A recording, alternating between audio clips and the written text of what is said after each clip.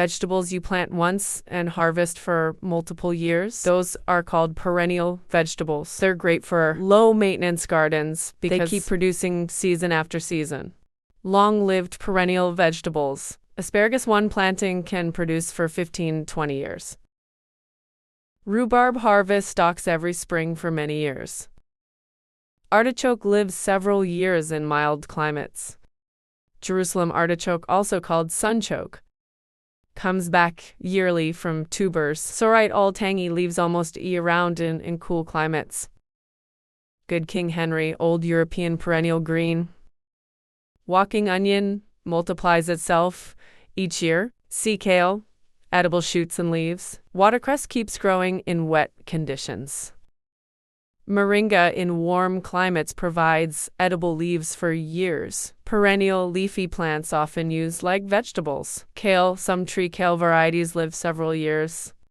Swiss chard often survives multiple seasons. Curry leaf, productive for many years in warm areas. Fruit-like vegetables that keep producing chayote. One vine can produce heavily every year in frost-free climates. Malabar spinach, long-producing leafy vine in warm weather. For the UK climate around London, the easiest reliable perennial vegetables are usually asparagus, rhubarb, walking onions, sorrel, Jerusalem artichokes, sea kale. How to grow asparagus.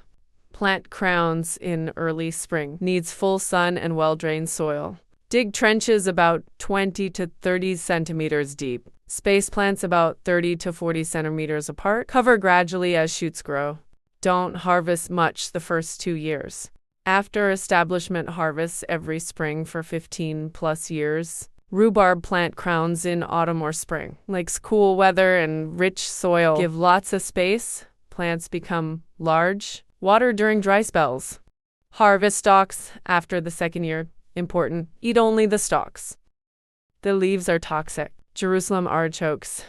Plant tubers like potatoes in spring. Very easy to grow. Full sun preferred. Tall plants may need support. Dig tubers in autumn-winter. Sorrel sow seeds in spring. Likes moist soil and partial sun. Pick leaves regularly. Returns every sea kale. Prefers sandy, well-drained soil. Full sun is best. Takes patience to establish. Harvest young shoots in spring. Asparagus. Not only is it a culinary delight, but it's also a powerhouse of nutrition and surprisingly rewarding to grow right in your own garden. Let's talk about why asparagus deserves a prime spot on your plate. This elegant green spear is incredibly low in calories, contains no fat or cholesterol, and yet it's packed with essential vitamins and minerals. For starters, it's an excellent source of vitamin K, which is crucial for blood clotting and bone health. You'll also find a good amount of vitamin A, vital for vision and immune function, along with vitamin C, a well-known antioxidant that supports your immune system and skin health. Don't forget vitamin E, another powerful antioxidant, and a range of B vitamins, including folate, which is essential for cell growth and development. Beyond the vitamins, asparagus offers a wealth of minerals like iron, important for energy and oxygen transport, potassium, which helps regulate blood pressure, and phosphorus, vital for strong bones and teeth. It's also rich in dietary fiber, which is fantastic for digestive health, helping to keep things running smoothly and contributing to a feeling of fullness, which can be beneficial for weight management. Perhaps one of the most impressive aspects of asparagus is its antioxidant content. It's loaded with compounds like glutathione, flavonoids, and polyphenols, which help protect your cells from damage caused by free radicals. These antioxidants contribute to its anti-inflammatory properties, potentially reducing the risk of chronic diseases.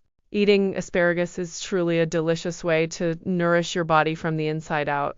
Now imagine having this nutritional marvel fresh from your own backyard.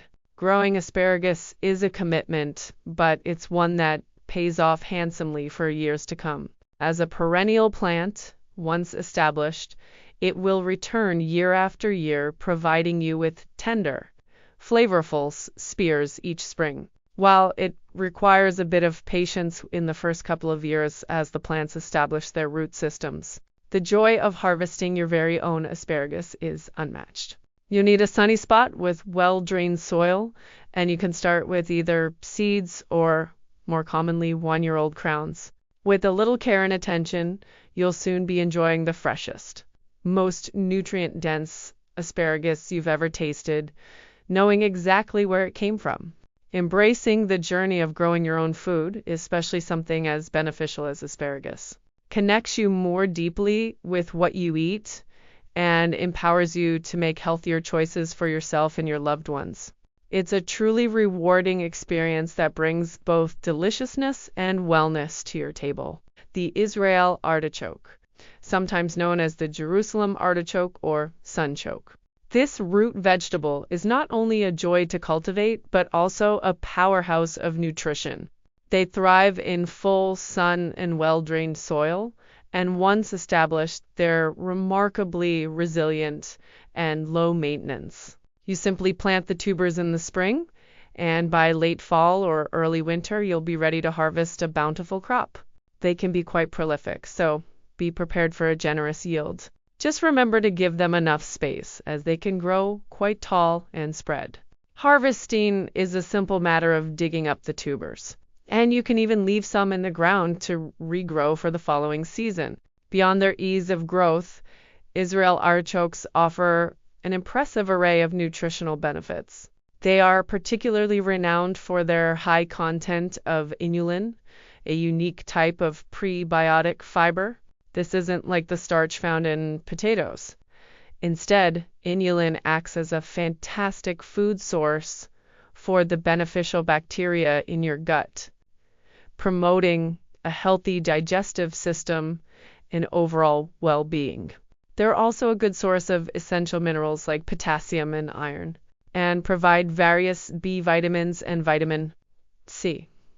Incorporating them into your diet can contribute to better blood sugar management and a feeling of fullness, making them a smart choice for balanced eating. Today, we're diving into the wonderful world of chayote, a versatile and surprisingly easy to grow vegetable that will bring a touch of the tropics to your garden and your plate. Chayote, often called a vegetable pear, is a fascinating plant that offers a bountiful harvest with just a little care.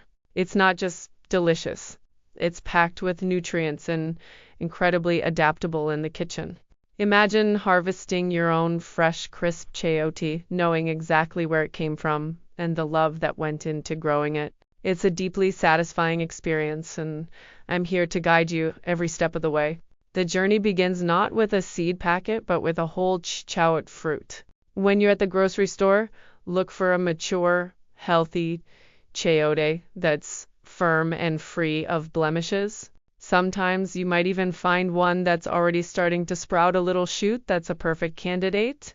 If not, simply place your chosen chayote in a warm, dark, and slightly humid spot in your home. A kitchen counter or a cupboard works wonderfully. You'll soon notice a sprout emerging from one end, and perhaps even some roots beginning to form. This natural process is truly a marvel to witness. Once your chayote has developed a sprout a few inches long, it's ready for planting. Chayote is a warm season crop, so it's crucial to wait until all danger of frost has passed in your area and the soil has warmed up considerably. These plants absolutely thrive in full sun, meaning at least 6 to 8 hours of direct sunlight each day. They also appreciate rich, well-draining soil. So amending your garden bed with some compost or well-rutted manure will give your plant a fantastic head start. When it's time to plant, dig a shallow hole about 4 to 6 inches deep. Gently place the entire sprouted chayote fruit into the hole, with the sprouted end pointing slightly upwards, and cover it with about 2 to 3 inches of soil, leaving the very tip of the sprout exposed. If you're planting more than one, give them plenty of space, at least 8 to 10 feet apart, because these vines are vigorous growers. Now, for the ongoing care. Consistent moisture is key, especially during dry spells. Water deeply and regularly, ensuring the soil remains moist but never waterlogged. Chayote is a climbing plant, and I mean a serious climber. It will need a very sturdy support system. Think strong trellises, arbors, fences, or even a robust pergola. Providing this support early on will encourage healthy growth and make harvesting much easier. As the vine grows, gently guide its tendrils onto your chosen support. You'll be amazed at how quickly it can cover a structure. You might also consider a balanced liquid fertilizer every few weeks once the plant is well established to support its rapid growth and fruit production. Patience is a virtue, but the reward is so worth it. Depending on your climate, you can expect to start harvesting your chayote fruits anywhere from 120 to 150 days after planting. You'll know they're ready when they are tender, light green, and typically 4 to 6 inches long. Don't let them get too large, as they can become tough and less flavorful. To harvest, simply use a sharp knife or pruning shears to cut the stem, leaving a small piece attached to the fruit. And here's a wonderful bonus.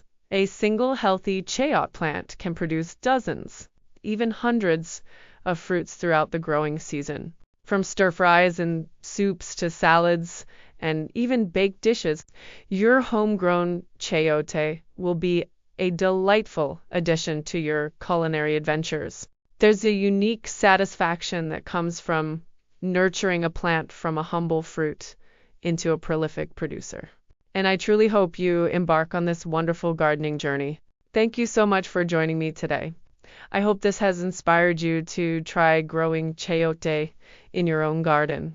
If you found this guide helpful, please consider following for more gardening tips and inspiration. Happy growing!